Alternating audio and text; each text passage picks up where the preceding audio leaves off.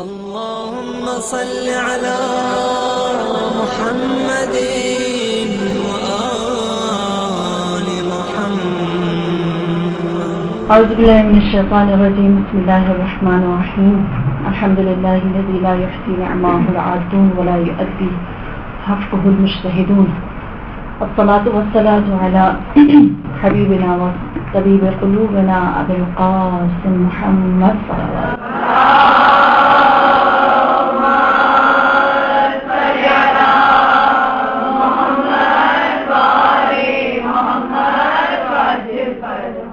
وعلى أهل بيته الطيبين الطاهرين المعصومين المظلومين سيما بقية الله في أرضه وأرواحنا الفداء. أما بعد، فقد قال الله تبارك وتعالى في قرآنه المجيد وفرقانه الحميد وهو قوله الحق. بسم الله الرحمن الرحيم. إنما يريد الله ليذهب عنكم الرجس أهل البيت ويطهركم تطهيرا.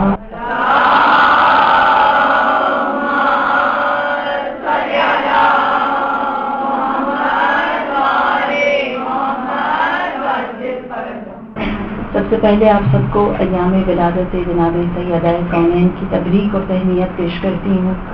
خداوند کریم ہم سب کو یہ توفیق دے کہ ہم لوگ اس ماہ مبارک میں سیرت، کردار اور معرفت فاطمہ الزہرا کو زیادہ سے زیادہ ادا کر سکیں.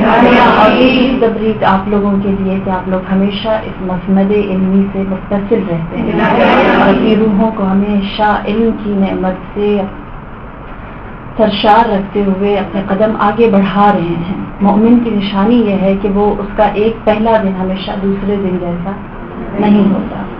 اور الحمدللہ خدا کا شکر ہے، یہ بہت بڑی نعمت ہے آپ کے لیے کہ آپ لوگوں نے اپنے آپ کو اس مسند سے، اس روحانی سفر سے، اس کوثر سے، اس سبیل سے متصل رکھا ہے. مسلسل روحیں پاک ہوتی ہیں.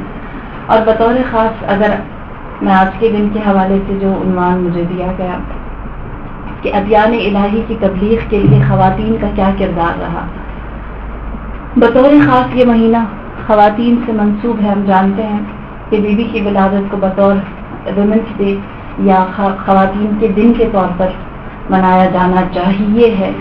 ابھی عقلیں اتنی زیادہ پرواز نہیں کر سکیں کہ معرفت فاطمہ پوری انسانیت کو ہو سکے. اسی لیے یہ ویمنس ڈے جو بی بی کی ولادت کے دن سے منسوب ہے صرف تشیع تک، اس وقت تک محدود ہے. اور جب تشیع فاطمیت کی بات آتی ہے تو یقینی سی بات ہے عورت کی سرفرازی کا، عورت کی سربلندی کا یا اس کے سرخرو ہونے کے سفر کے آغاز کا نام ہے. ہم جانتے ہیں کہ کیا حالات تھے مکہ و مدینہ کے، کیا حالات تھے عربستان کے، اور ایک بیٹی نے، ایک نعمت نے ان تمام حالات کو انا شانی عطا هو الاکثر کر کے دکھایا. ایک بیٹی اس طرح سے سامنے آئی کہ سب نے دیکھ لیا. ہم جانتے ہیں جب آغاز رسالت ہوا ہے جو دعوت ذوالعشیرہ سے ہوا اور پھر ایک ایسے مقام پر آیا جہاں پر کافر اتنے جری ہو گئے، مشرک اتنے جرأت مند ہو گئے کہ جناب رسول خدا کو نماز کی حالت میں بھی دیکھتے تو آپ کے اوپر آ کر کثافت پھینک دیتے. اگر ہم ابو جہل جیسے انسان ہیں جس نے یہ توہین کی میرے آقا کی، اگر اس جیسے انسان جس کے پاس مال و دولت بھی، جس کے پاس ظاہری ہیبت بھی تھی اور سب سے بڑھ کر معاشرے پر اس کا انفلوئنس بھی تھا، لوگ اس کے سامنے جھک جاتے تھے، جب ابو جہل نے یہ خطا کی، کہتے ہیں کہ اس وقت رسول کے کاندھے سے وہ کثافت ہٹانے والا کوئی نہ تھا. پڑی رہی، اتنی دیر پڑی رہی کہ بات اس جگہ سے نکلی اور شہر میں پھیلی اور جناب سیدہ کے کانوں تک پہنچی.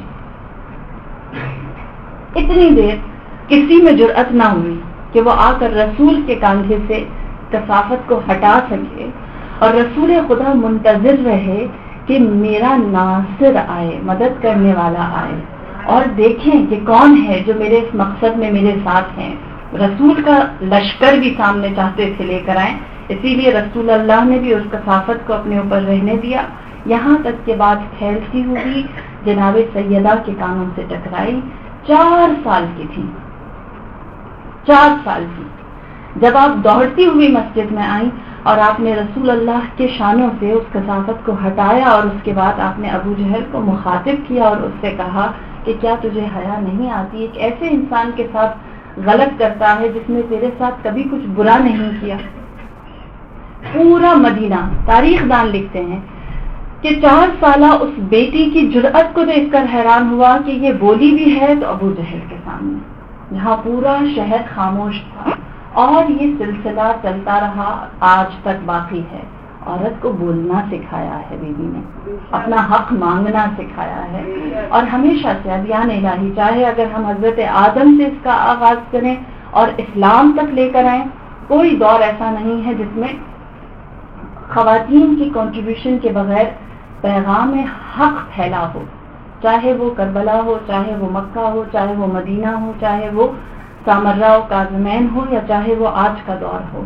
اگر ہم شروع کریں صدر اسلام سے، جہاں سے اسلام کا آغاز ہوا ہے، بطور خاص ہم جانتے ہیں کہ رسول اللہ نے جب اسلام کا آغاز کیا، آپ کے پاس جو معاشرتی اسٹینڈرڈز تھے، معیارات تھے، ان اقدار کے مطابق کچھ بھی نہ تھا۔ مال ہونا چاہیے تھا، مال نہیں تھا۔ معاشرے میں بہت بڑا جنگجو، دلیر، بہادر یا ایک سخت آپ کا امپیکٹ ہونا چاہیے، نہیں تھا۔ یتیم تھے، لوگ ڈرتے نہیں تھے مولا رسول اللہ کے نام سے۔ پھر اس کے بعد آپ کا قبیلہ اتنا بڑا ہو کہ اگر کوئی شخص آپ کی جانب آنکھ اٹھا کر دیکھے تو قبیلے والے اس کی آنکھیں نکالنے کے لیے تیار ہوں، جنگجو قبیلے سے ہوں۔ رسول اللہ اس قبیلے سے بھی نہیں تھے، گرچہ بنی ہاشم مشہور تھا شہامت و دلیری میں، لیکن لڑنے والے نہیں تھے، عزت و شرف والے تھے۔ خانہ کعبہ کی کلید برداری ان کے پاس تھی، یہ ان کا اعزاز تھا، جو اس وقت کے زمانے کے جتنے بھی معیارات تھے ان میں سے کچھ بھی رسول اللہ کے پاس نہیں تھا، سوائے عزت و شرف کے، سوائے آپ کے اپنے کردار عالیہ کے، جو صادق اور امین ہونا آپ کو لقب دیا گیا، جس کے سامنے ہر کوئی اپنا ماتھا جھکا دیتا تھا کہ ان کے پاس کردار ہے، یہ اچھے شریف لوگ ہیں۔ ہاں، کوئی معیار نہیں تھا۔ جو معاشرتی معیارات جو رسول اللہ کا سب سے بڑا تعاون دیا وہ جناب خدیجہ نے دیا، معاونت کی ہے، مال لے کر آئی ہیں، دولت لے کر آئی ہیں، انفلوئنس لے کر آئی ہیں لوگوں میں، جو ایک نام یا ایک چرچا تھا، اور کس طرح لے کر آئی تھی۔ زمانہ جاہلیت میں رہنے والی خاتون ہے، لیکن اس کا امتیاز مال و دولت سے بڑھ کر یہ ہے کہ نام خدیجہ ہے، لوگ طاہرہ بلاتے ہیں، یہ پاک ہے، یہ عام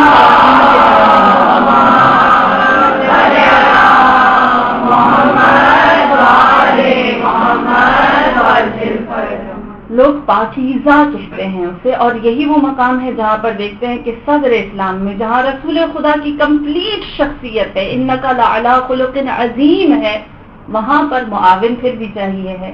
جس طرح ہم نے دوسری جگہ ایک مثال دیکھی، امیر المؤمنین شجاعت، شہامت، جوامردی، دلیری ہر جہت سے ثابت ہے، لیکن پھر بھی جب عباس جیسا بیٹا چاہیے تو کہتے ہیں کہ شجاع بیوی کا ساتھ چاہیے ہے۔ اسی طرح رسول خدا نے بھی اپنے کردار عالیہ کو کافی نہیں سمجھا معاشرے کو تبدیل کرنے کے لیے، بلکہ اپنے لیے ایک معاون کو تلاش کیا، اور جناب خدیجہ کی شکل میں آئیں۔ قصہ مختصر یہ کہ ہم جانتے ہیں جناب خدیجہ نے اپنا سارا مال لگا دیا۔ مال کتنا تھا؟ اتنا تھا کہ اگر جناب خدیجہ کی جیولری کو، تمام زیورات کو ایک جگہ رکھ دیا جائے اور اس کے پیچھے کسی بندے، کسی شخص کو بٹھا دیا جائے تو کہتے ہیں کہ کوئی فرق نظر نہیں آتا، صرف زیور اتنا تھا۔ اونٹوں کی قطاروں کے بارے میں آپ نے سنا کہ وہ کتنی طولانی ہوا کرتی تھی، سرا نہیں ملتا تھا، اور ان کا گھر ایسا تھا کہ جیسا مکے میں کسی دوسرے کا گھر نہیں تھا۔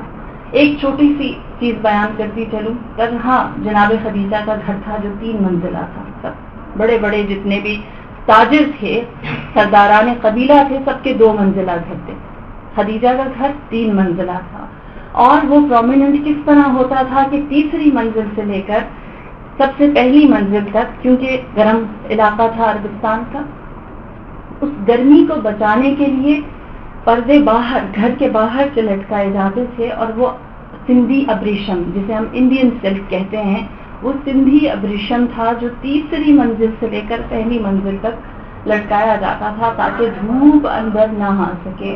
और ये वो हिंदी अब्रिशम था जिसको पहनने की तमन्ना उस जमाने के सरदारों की बीवियां किया करती थी। वो जनाब खदीजा के घर की जीनत ऐसी थी, आलाइश ऐसी थी कि वो बाहर से लटके हुए हुआ करते थे। जिसके पास इतनी दौलत थी, इतना सरमाया था, जिसके आगे बड़े बड़े जुहला आकर झुक जाते थे और कहते थे आप पाक हैं, सब कुछ लुटा दिया। किस्सा मुख्तसर, सब कुछ लुटा दिया। और जब लुटा दिया तो किसी ने ताना दिया और कहा है खदीजा तो किस स्टेज पर आ गई, किस नहज पर आ गई? तो बीवी ने जवाब दिया और कहा तुमसे किसने कहा? मैंने लुटाया है, मैंने दे दिया है। मुझसे पूछो, मैं मोहम्मद को देती नहीं हूँ बल्कि हकीर देकर अजीम लेती हूँ, मुख्तसर की चीज देकर।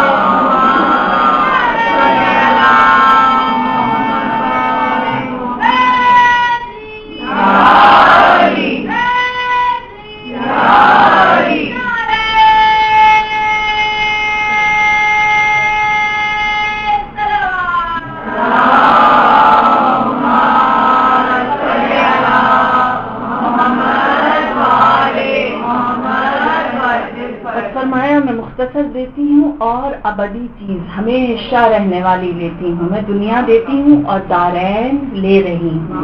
बस खदीजा देते हुए ये नहीं सोचती थी कि मेरे हाथ से कुछ जा रहा है, उस पर नजर थी जो आ रहा है।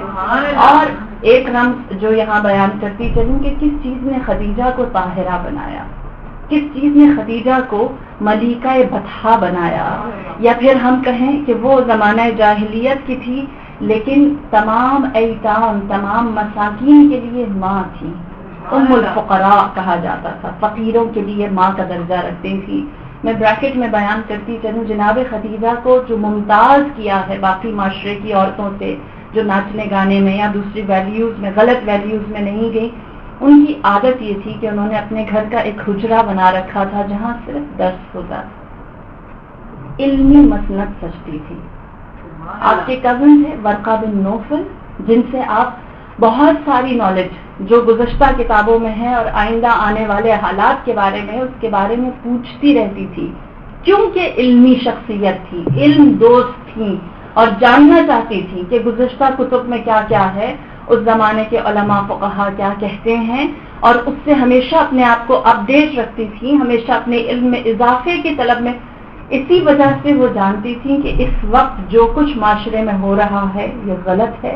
इसी मक्के में जहां मैं रहती हूँ, यहाँ से एक यतीम उठेगा और जो सही दीन है उसका ऐलान करेगा। और पूरे मक्के में उस वक्त तन्हा जनाब खदीजा की जात ऐसी थी कि जो मुंतजिर थी उस आखिरी नबी के।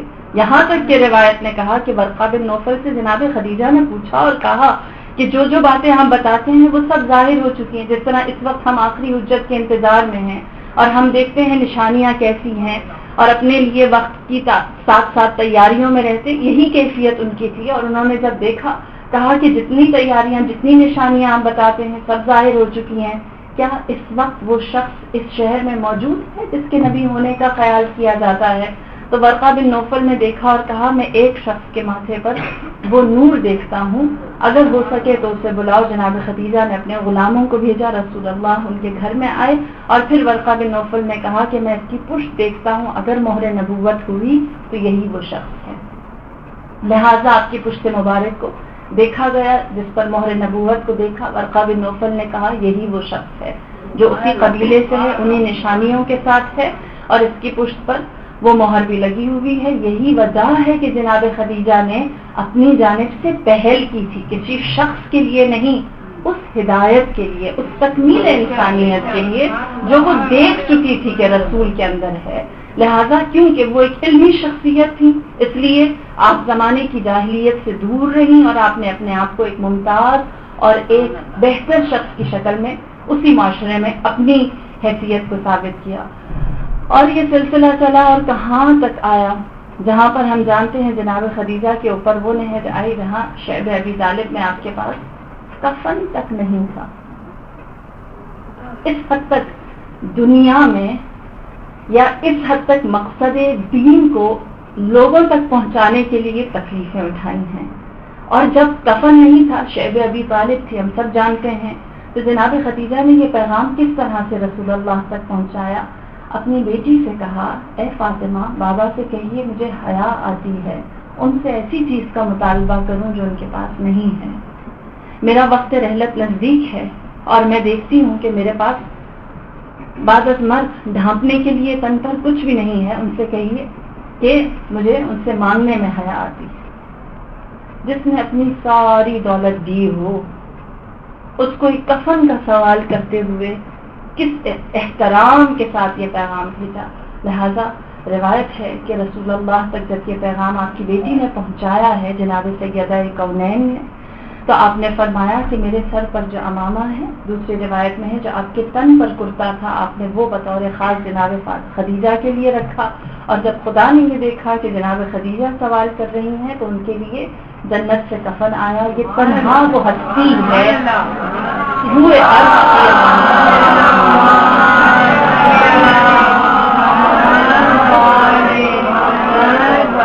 جناب خدیجہ وہ تنہا ہستی ہیں تمام عورتوں میں روئے عرض پر جس کو 2 کفن ملے، اور دونوں کفن میں سے ایک کفن رحمت للعالمین کی جانب سے تھا، دوسرا کفن رب العالمین کی جانب سے، جو اللہ نے اور اس کے رسول سے منسوب چیزیں آپ کے وجود اکبر سے ملی.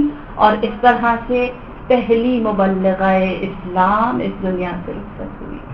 یہ اعزاز و شرف ہے دین کے لیے اپنی تمام تر نعمتوں کو لٹا دینے کا. اور اس کے بعد ہم جانتے ہیں دوسری نہج صدیقہ کونین کی ہے، آپ کی حیات مطہرہ کی ہے، جو آپ کی زندگی رسول خدا کی حیات میں، نبوت کی حیات میں رہی. ہم سب جانتے ہیں کہ آپ کے پاس ایک خاتون آئی، آپ سے سوال کرتی تھی، آپ سے کہتی رہی بہت پوچھ لیا، آپ تھک تو نہیں گئی. آپ نے فرمایا اگر میں تمہیں ایک تھوڑا سا بوجھ دوں اور تم سے کہوں اس بوجھ کو، اس وزن کو اوپر چھت تک پہنچا دو، اس کے بدلے میں تمہیں 100 دینار دوں گی، کیا تمہیں مشکل لگے گا؟ اس میں نہیں، اتنے سے کام کے لیے اگر اتنی اجرت ملے گی بہت آسان ہے. فرمایا یہی کیفیت ہے، تمہارے سوالات چھوٹے چھوٹے سے ہیں لیکن جو اس کی جزا ہے وہ بہت زیادہ ہے. لہذا مجھے یہ جو وقت تم میرا لے رہی ہو اس میں کوئی تکلیف نہیں ہے. اس طرح سے اپنی دین کی تبلیغ کو کیا سر انجام. وہ وقت آیا جہاں پر صدیقہ کونین نے وہ انداز اپنایا، وہ طریق اپنایا جو اس سے پہلے اور اس کے بعد بے مثال ہے. کبھی کسی عورت نے دین حق کی ترویج کے لیے وہ انداز نہیں اپنایا. گرچہ آپ کی حیات ایسی تھی کہ ہر وقت گھر میں رہتی، مشہور ہے ہاتھ پر چھالے تھے، پاؤں میں ورم تھا، اور آپ کا وجود اطہر ضعیف تھا، کمزور تھی. لیکن جب رسول خدا کی رحلت ہوئی اور حق کے اوپر غصب کرنے کے لیے غلط لوگوں نے قدم بڑھائے ہیں، تو میری بیوی کے خطبے کا ایک جملہ ہے جو میں کہتی ہوں بہت ساری باتیں سمجھانے کے لیے کافی ہے، بہت ہے. آپ جب مسجد میں یا دربار میں تشریف لے گئیں، سب سے پہلے آپ نے اللہ کی نعمتوں کو شمار کیا، اس کی حمد و ثنا کی، رسول کی رسالت کی گواہی دی، علی کی ولایت کا اعتراف کیا، اعلان کیا. اس کے بعد جو خدا نے آپ کو نعمتیں دے رکھی ہیں اس پر اس کی حمد و ثنا کی، پھر رسول اللہ کی تمام تر زحمتوں کو گنوایا. اور اس کے بعد آپ نے بتایا کہ تم کیا تھے، میرے بابا نے تمہیں کیا بنا دیا. پھر بتایا کہ علی تمہارے لیے کن کن محاذوں پر، کن کن سرحدوں پر، کن کن مقامات پر رسول کے معاون رہے اور تمہارے لیے زحمت اٹھاتے رہے. پھر اس کے بعد جو اپنا کردار یا اپنی شخصیت کو بیان کیا وہ ایسے کیا. فرمایا آج اگر میں نے ایک ایسے شخص کو تسلیم کر لیا جو میرے بابا کی مسند پر بیٹھا ہے اور اتنا حکم شرعی نہیں جانتا کہ اولاد کو والدین سے کتنا ارث ملتا ہے، کتنا ترکہ ملتا ہے، تو کل اس مسند پر وہ بیٹھا ہوا ہوگا، ایسا جاہل ہوگا جسے وضو کا طریقہ بھی نہیں آتا ہوگا. بہت ساری باتوں سے پردہ ہٹایا کہ میں کیا بتا رہی ہوں، کس کو بے نقاب کر رہی ہوں. میں کس انجام کی طرف اشارہ کر رہی ہوں. 1400 سال گزرے ہیں تو اب ہمیں وہ جملہ سمجھ میں آتا ہے کہ آپ نے بتا دیا تھا اگر جہالت اس منبر کے نزدیک آ جائے گی تو کس طرح سے اسے تار تار کرتی ہے. اگر جہالت کو میں بیٹھنے دوں تو انجام کدھر جاتا ہے ہم جانتے ہیں. پر انجام وہ بیٹھ گیا جس کو واقعتاً وضو اور نماز کا طریقہ نہیں آتا تھا. اسی مسند پر وہ بیٹھ گیا جس نے کہا لعبت بنی ہاشم. بنی ہاشم نے تو ہمارے ساتھ ڈھونگ کیا تھا, ڈرامہ کیا تھا, کھیل کھیلا تھا. نہ کوئی وحی اتری تھی, نہ کوئی کتاب آئی تھی. یہ جو کچھ تھا ان کا ڈرامہ تھا. اسی مسند پر بیٹھا ہوا شخص یہ کہتا تھا کہ اے محمد تو نے سونے اور چاندی کے برتن میں کھانے پینے سے منع کیا تھا, میں وہ کر رہا ہوں اور گناہ میں مبتلا ہوتا تھا. لہذا آپ کے اس ایک جملے نے بتایا کہ فاطمہ الزہرا کسی ایک زمین ٹکڑے کی بات نہیں کر رہی. فاطمہ الزہرا اپنے حق کی بات نہیں کر رہی, بات اس سے بہت آگے ہے. تاریخ اسلام تبدیل ہو جائے گی اگر نہ بولوں. اور جب آپ نے یہ بات پہنچا دی, روایت ہے کہ پورے مکہ و مدینہ کے مہاجرین نے دیکھا کہ فاطمہ ایسے چل کر گئیں جیسے رسول چلتے تھے, اس انداز میں گئیں جس طرح رسالت چلتی تھی. سمجھ میں آتا ہے کہ آپ کے چند جملات کس طرح سے زمین اور آسمان کی حقیقت کو سامنے رکھ سکتے تھے. اور پھر اس کے بعد یہ بھی مشہور ہے کہ جب امیر المؤمنین آپ کے پاس افسردہ آئے, آپ نے وجہ پوچھی, سوال کیا اور کہا اے علی کیا ہوا, آپ کے چہرے پر افسردگی ہے, کیا لوگ سلام نہیں کرتے؟ تو جواب دیا اب تو وہ نہج آ گئی ہے جہاں میں سلام کرتا ہوں لوگ جواب نہیں دیتے. جان گئی کہ ولایت کتنی تنہا ہے. دیکھیے پھر کردار شروع ہوتا ہے. کسی نے بہت اچھی ایک بات کہی تھی کہ مرد جو ہے وہ جان باز ہوتا ہے, یعنی اپنی جان لٹا دیتا ہے. اس کی آخری طاقت یہ ہے کہ وہ اپنی جان دے دے, اور عورت جان ساز ہوتی ہے. ہاں وہ جنم دیتی ہے, وہ جو جان مر گئی ہوتی ہے اس کے اندر روح ڈالتی ہے. خدا نے اپنی صفات میں عورت کے اندر یہ جلوہ رکھا ہے, اس کو ماں بنایا ہے. اور یہی وجہ ہے کہ امیر المؤمنین جب تنہا ہوئے ہیں تو اس وقت ایک عورت کھڑی ہوئی ہے. اور آپ نے فرمایا علی اگر لوگوں نے آپ کو اتنا تنہا کر دیا, آپ کے خطبے کا حصہ ہے, آپ نے فرمایا علی کو تو مسلمانوں نے ایسا کر دیا جیسے ماں کے پیٹ میں جنین, بچہ سمٹ کے بیٹھتا ہے جو نہ کچھ سنتا ہے نہ دیکھتا ہے. اتنا تنہا کر دیا. پھر آپ نکلی ہیں, اپنے گھر سے گئی ہیں, اور اس طرح سے گئی ہیں جیسے مباہلہ میں گئی تھی, اسی شان سے اسی انداز سے حسنین کے ساتھ علی کے ساتھ. کہتے ہیں کہ اس وقت مدینے میں 300 گھر تھے انصار اور مہاجرین کے. گرچہ یہ عزا کی مجلس نہیں ہے, ولادت کے ایام ہے, لیکن تاریخ کے کچھ گوشے ایسے ہیں جو بتاتے ہیں کہ تبلیغ دین کوئی آسان کام نہیں ہے. روایت ہے کہ آپ جب گئی ہیں اپنے گھر سے نکل کر اسی شان سے نکلی ہیں جیسے مباہلہ میں نکلی تھی. حسن و حسین ہمراہ تھے, امیر المؤمنین ہمراہ تھے. فرق یہ تھا کہ رسول خدا وجود ظاہری کے ساتھ نہیں تھے, لیکن آپ کے ما ینطق عن الہوی زبان اقدس, زبان وحی اسی طرح سے بات کر رہی تھی. ایک ایک دروازے پر گئی ہیں, دستک دی ہے, حق علی یاد دلایا ہے. اور آپ نے امیر المؤمنین سے کیا کہا, میں پہلے یہ بیان کرتی چلوں, اے علی لوگوں نے آپ کو جنین بنا دیا, یعنی ماں کے پیٹ میں جو بچہ ہے اس کی طرح کر دیا, لیکن میری جو رسول کے ساتھ نسبت ہے اسے تو نہیں بھلا سکتے, اس سے تو کوئی انکار نہیں کر سکتا. یہ تو سب کو تسلیم ہے کہ میں نبی کی بیٹی ہوں, لہٰذا میں آپ کے دفاع کے لیے جاؤں گی. مباہلہ کے انداز میں 300 گھروں پر دستک دی. میں یقین سے کہتی ہوں ہم میں سے کبھی کسی نے ایک ہی دفعہ میں 10 گھروں پر بھی دستک نہیں دی ہوگی اور مایوس نہیں پلٹائے گئے ہوں گے. 300 گھروں کے دروازوں پر دستک دی. ایک بات کہی, کیا تمہیں حجۃ الوداع یاد ہے؟ کیا تمہیں غدیر یاد ہے؟ کیا رسول اللہ نے نہیں کہا تھا من کنت مولا فہذا علی مولا؟ لوگوں نے سب نے ایک ہی جواب دیا کہ صدیقہ اپنے آنے میں دیر کر دی۔ میں نہیں جانتی 300 دروازوں پر دستک دینا کتنا تکلیف دہ ہے، وہ کتنا بڑا امتحان ہے۔ کتنی دفعہ رکی، کتنی دفعہ ٹھہری، کتنی دفعہ ہاتھ کانپے، کتنی دفعہ آپ کے لبوں میں نرکھڑاہٹ آئی، کتنی دفعہ آپ رکی ہیں، کتنی دفعہ روئی ہیں، لیکن ہر دروازے پر آپ پہنچی ہیں، حق پہنچایا ہے۔ اور وہ دروازے پر گئی جس کے دروازے پر مسلمان، یہودی، نصرانی، عیسائی، اسیر، فقیر، مسکین، مسافر، ہر ایک کی حاجت روائی ہوئی ہے۔ جس کے دروازے سے دنیا لیتی رہی، وہ جب دروازے پر آئی خالی پٹا دی گئی، لیکن تبلیغ ختم نہیں ہوئی۔ جب دیکھا مسجد میں گئی، انصار اور مہاجرین کو واضح طور پر ان کی تاریخ، ان کی حقیقت اور آنے والے خدشات سے آگاہ کر دیا، اثر نہیں ہوا۔ ہر دروازے پر گئی، اثر نہیں ہوا۔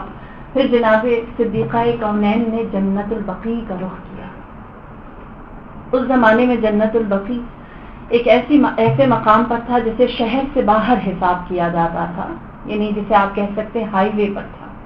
لہذا آپ جنت البقیع میں تشریف لے گئی اور وہاں پر بیٹھ کر آپ نے گریہ کیا، جہاں سے قافلے گزرتے تھے اور دیکھتے تھے کہ ایک خاتون بیٹھی ہے، قبروں پر رو رہی ہے۔ لوگ سوال کرتے اور کہتے یہ کون ہے؟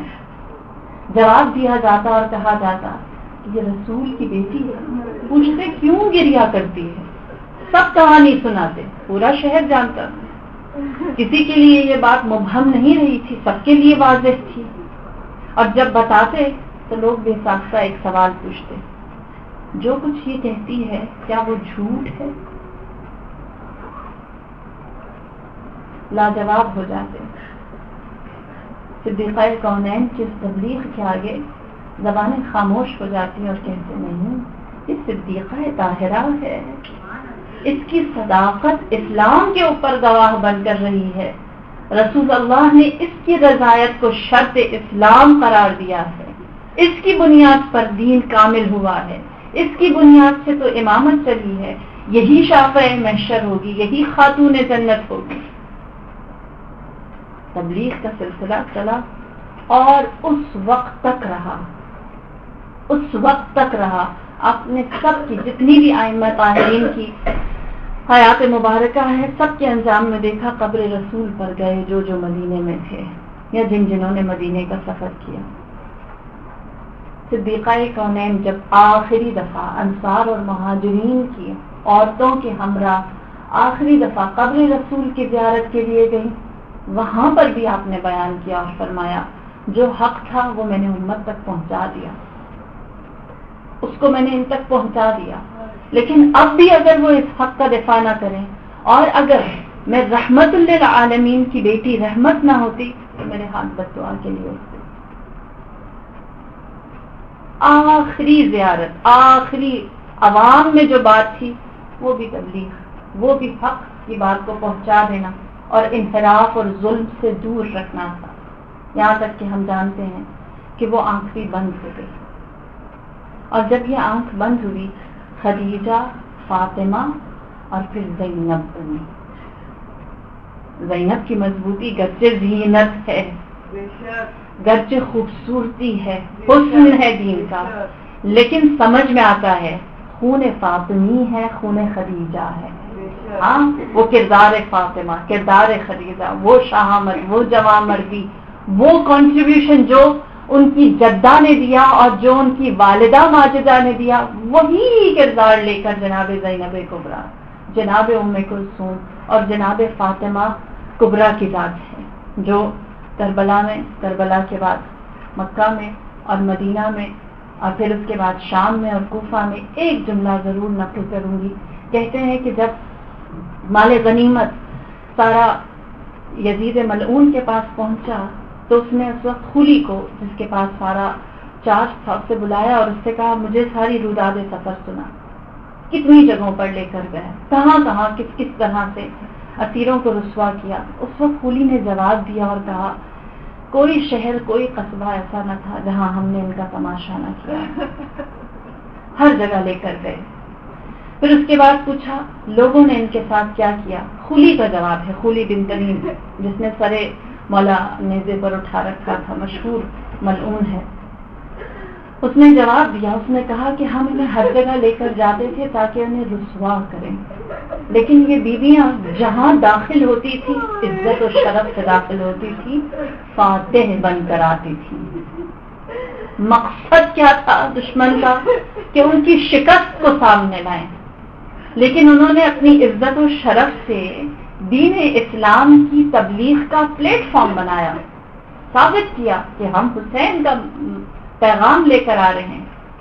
اور وہیں سے پتہ چلا کہ وہ مسند جو یزید نے اس لیے سجائی تھی، وہ محفل جہاں پر خاص و عام ہر ایک کو دعوت دی گئی تھی تاکہ دکھایا جائے کہ کیسے اسیر لائے جا رہے ہیں، ایک خطبے نے منظر بدل دیا، نقاب پلٹ دیا، واضح کیا کہ یہ عزت والے ہیں، یہ شرف والے ہیں، یہ علم والے ہیں، یہ فصاحت و بلاغت والے ہیں، یہ جوامردی و شہامت والے ہیں، یہ وہ ہیں جن کی محبت کو اللہ نے ایمان والوں کے دلوں میں رکھا ہے، انہی کے حسب نسب سے رسول خدا ہے، انہی کے حسب نسب سے جعفر طیار ہیں، یہی وہ ہیں کہ جن کے ہی ذریعے سے خدا نے سبطین کی امت کی نسل کو چلایا ہے، انہی کے ذریعے سے خداوند کریم نے علوم الہی کو ہمارے تک پہنچایا ہے۔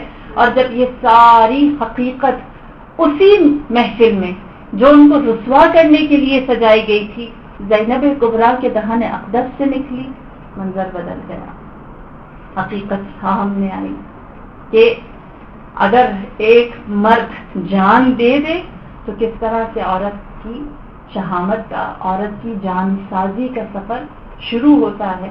اور پھر اس کے بعد ہم دیکھتے ہیں جناب فاطمہ کبریٰ جو بیٹی ہیں سید الشہداء کی، انہوں نے خطبہ دیا شام کی سرزمین پر آپ کے خطبے سے، اور روایت میں ہے کہ آپ کے پاس کچھ امانتیں سید الشہداء کی ایسی تھی جو آپ کی ذات سے مخصوص کر دی گئی تھی، جو آپ نے امام زین العابدین کے حوالے کی۔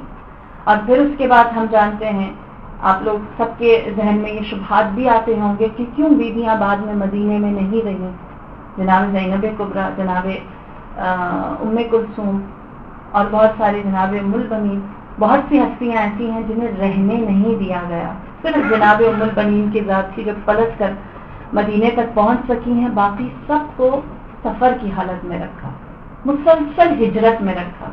جناب زینب کبریٰ زیادہ عرصہ نہ رہ سکی مدینے میں، کیونکہ جب مدینے میں آئی ہیں اور حقیقت بولنی شروع کی ہے، شام سے جس مجلس کا آغاز ہوا اور پھر وہ کربلا میں اور پھر مدینے میں ہوئی، اس وقت کا ظالم سمجھ گیا تھا کہ اگر ان خواتین کو جو کربلا سے بچی کچی کچھ کمزور خواتین آئی ہیں، اگر ان کو رہنے دیا تو یہ اپنی اس کمزوری کو اتنی طاقت بنا دیں گی کہ میرا لشکر ڈھیر ہو جائے گا۔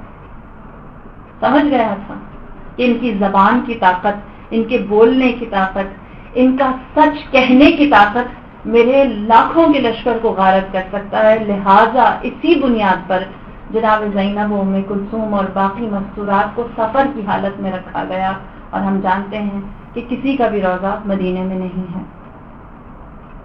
مختلف جگہوں پر سفر کی حالت میں رہی تاکہ کسی ایک مقام پر بیٹھ کر وہ اپنے لیے کچھ ساتھی نہ بنا سکیں، اپنے آپ کو سیاسی طور پر یا تنظیمی طور پر منظم نہ کر سکیں۔ اور پھر اس کے بعد ہم جانتے ہیں یہ سلسلہ تھا جو چل پڑا اور آج تک جناب زینب، جناب فاطمہ، جناب خدیجہ، یہ وہ تین کلیدی کردار ہیں اسلام کے جنہوں نے عورت کو عوام سے اٹھا کر قائد بنایا ہے، سردار بنایا ہے، منبر تک پہنچایا ہے، نصیحت کرنے والا بنایا ہے۔ آج کیوں منبر سجتے ہیں، عورتوں کی محفل ہوتی ہے؟ یہ طریق اسلام سے پہلے کبھی کہیں نہیں تھا، چاہے وہ زن فرعون کیوں نہ ہو، سب کچھ تھا، طاقت نہیں تھی کہ وہ ایسے اپنے لیے دربار سجاتی، اپنے لیے محافل سجاتی، اپنی طاقت کو بیان کرتی۔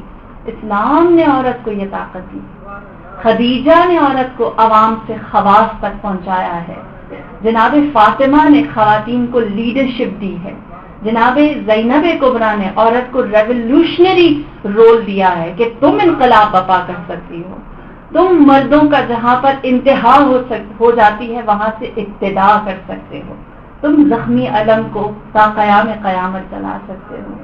اور یہ وہ سب سے بڑا امتیاز ہے اسلام کا کہ آج اسی در سے ہم جیسے جاہل تھوڑے سے لفظ لے کر ایک ایسے مقام پر بیٹھتے ہیں جو رسول سے منسوب ہے، جو رحمت للعالمین سے منسوب ہے۔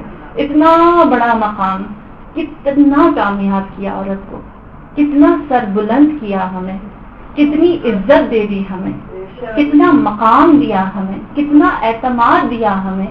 اگر میں یہ کہوں غلط نہیں ہے، ہمیں ہمارے حق سے زیادہ مل گیا، ہمیں ہماری توانائی سے بڑی چیز دے دی، ہمیں ہماری حیثیت سے بہت زیادہ دے دیا، اور وہ رخ دکھایا ہے جو اس سے پہلے اور اس کے بعد کوئی کبھی کسی کو نہیں دے سکتا۔ اور یہ سب سے بڑی نعمت ہے، اور ہمارے لیے محل تبریک ہے، مبارکبادی کا مقام ہے کہ یہ اختصاص تشیع کا ہے۔ کسی اور جگہ آپ کو اتنی ساری لیڈرشپ خواتین میں نہیں ملے گی جتنی آپ کو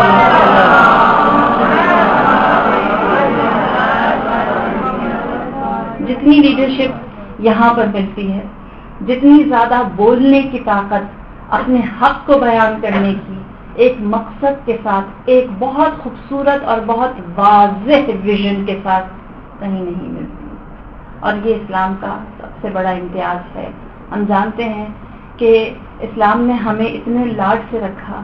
میں ہمیشہ ایک بات کہتی ہوں، اسپیشلی ان ینگ مدرس کے لیے کہ جن کی بیٹیاں بالغ ہونے والی ہیں یا تازہ بالغ ہوئی ہیں، کہ ہمیشہ انہیں یہ بتائیے کہ اسلام نے آپ کو وہ دیا ہے جو کسی مرد کو نہیں دیا۔ 9 سال میں بالغ ہو گئی، 9 سال میں اللہ نے آپ کے لیے دروازہ رحمت کو کھول دیا، آپ کے لیے جزا کا سلسلہ کھول دیا۔ کیا 12 سال کے لڑکے کو ثواب ملتا ہے؟ واللہ عالم، اللہ جانتا ہے۔ ہم نہیں کہہ سکتے نہیں ملتا، ہم نہیں کہہ سکتے ملتا ہے، ہو سکتا ہے ان کے والدین کو ملتا ہو، اس کا کھاتا نہیں کھلا، اس کے بارے میں ہم کچھ نہیں کہہ سکتے، اس کے لیے جزا کا راستہ ابھی نہیں کھلا، لیکن 9 سال کی بچی کے لیے جزا کا راستہ کھل گیا ہے۔ وہ 1 گلاس پانی بھی پلاتی ہے تو اس کے بدلے میں جزا لے لیتی ہے، وہ اگر ایک چھوٹی سی نیکی بھی کرتی ہے اس کے بدلے میں اس کے لیے جزا ثواب مل جاتا ہے۔ تو یہاں پر اگر ہیومن رائٹس کی بات کی جائے تو کس کو زیادہ رونا چاہیے، ایک عورت کو یا مرد کو، ایک بچی کو یا ایک لڑکے کو؟ ایک لڑکی کو بہت جلدی خدا نے اپنی رحمت کے دروازے کے اندر بلا لیا، بہت کچھ اس کو دے دیا ہے، بہت کچھ عنایت کر دیا ہے، بہت ساری اپرچونٹیز دے دی ہیں، بہت سارے مواقع دے دیے ہیں، جبکہ مرد کے لیے دروازہ بند ہے۔ اور یہ بہت بڑی عنایت ہے، یہ بہت بڑا کرم ہے، یہ بہت بڑا لطف ہے جو خدا نے ہمارے لیے مخصوص رکھا ہے۔ اسی لیے میرے مولا فرماتے ہیں کہ اکثر الخیر فی النساء، سب سے زیادہ خیر، سب سے زیادہ بھلائی عورتوں میں ہے، اور وہ بھلائی یہی ہے کہ خدا نے اپنی رحمت کے دروازے کو ہمارے لیے جلدی کھولا۔ اس سے بڑا احسان یہ کیا، ہم جانتے ہیں کہ خدا کے نزدیک قبولیت دعا یا قبولیت عبادت کی علامت کیا ہے؟ آنسو۔ روایت ہے میرے مولا کی، فرماتے ہیں اگر آنکھ سے آنسو آ جائے تو سمجھ جاؤ خدا نے دعا سن لی۔ ہاں البتہ اگر وہ آنسو اللہ کی خشیت، اس کی رضایت کے لیے آیا، اپنے دکھڑے پر آیا تو وہ تو ہمارے لیے ہے نا۔ اگر اللہ کے لیے آنسو بہا ہے، اس سے امید سے منسوب ہو کر آنسو بہا ہے تو اللہ نے دعا قبول کی۔ وہ دعائے کو میل کا بھی جملہ ہے، وہ صلاح البکا، کہ ہمارا ایک ہی اسلحہ ہے بکا کرنا، فریاد کرنا، پکارنا۔ خدا نے یہ جو اسلحہ ہے یا یہ جو قبولیت کی نشانی ہے، یہ کرم ہے جو خدا نے عورت پر کیا ہے۔ مرد کے آنکھ میں اتنی جلدی آنسو نہیں آتا، وہ اتنی جلدی فریاد نہیں کرتا، اس کی نیچر سے خدا نے دور رکھا ہے ہماری نیچر سے اللہ نے اس چیز کو نزدیک رکھا ہے. ہم بہت جلدی خدا کے قریب پہنچ سکتے ہیں، جلدی بھی، 9 سال کی عمر میں بھی، اور تیزی سے بھی، بہت تندی سے بھی، بہت آسانی سے بھی، کیونکہ ہماری نیچر ہی اللہ نے خواتین کی ایسی بنائی ہے. تو اسلام نے جو ہمیں دیا ہے وہ ہماری حیثیت سے، ہمارے مقام سے بہت برتر ہے. پروردگار عالم ہماری ان چھوٹی چھوٹی صلاحیتوں کو ابھارنے کی، اس کو راہ حق پر چلانے کی توفیق عنایت کرے، اور انشاءاللہ ہم جتنا ہو سکے راہ حق میں، دین حق کی تبلیغ اور ترویج کے کام میں اپنے حصے کو، اپنے خطرے کو ڈالتے رہیں، اور وجود امام زمانہ کو اپنے آپ سے راضی اور خوشنود کر سکیں.